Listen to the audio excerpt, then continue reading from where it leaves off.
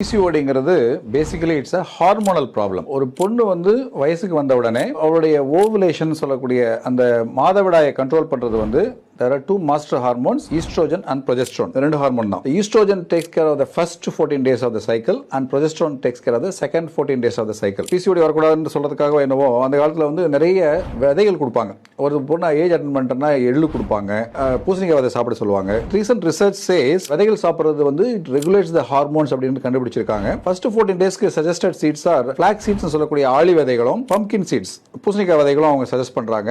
Second 14 டேஸ்க்கு வந்து அவங்க சஜஸ்ட் பண்றது சன்ஃப்ளவர் சீட்ஸ் சூரியகாந்தி விதைகளையும் செசேம் சீட்ஸ் சொல்லக்கூடிய எள்ளையுமே அவங்க சஜஸ்ட் பண்றாங்க. எள்ளும் சூரியகாந்தியும் ப்ரொஜெஸ்டரோனை ரெகுலேட் பண்றது அண்ட் ஆலிவ் விதைகளும் பம்ப்கின் சீட்ஸ் வந்து ஈஸ்ட்ரோஜன் ரெகுலேட் பண்றது. இதுதான் ரிசர்ச் சொல்லுது. பட் இதைத்தான் வந்து நம்மளுடைய முன்னோர்கள் அந்த காலத்திலேயே வந்து ரா விதைகளை சாப்பிட சொல்லி பீரியட்ஸ் வரும்போது ஒரு பொண்ணு மெச்சூர் ஆகும்போது கொடுப்பாங்க. இதெல்லாம் வந்து பழைய பழக்கங்கள் நம்ம திரும்ப கொண்டு வரது வந்து பிசிஓடி பிரிவென்ட் பண்றதுக்கு யூஸ்ஃபுல்லா இருக்கும்.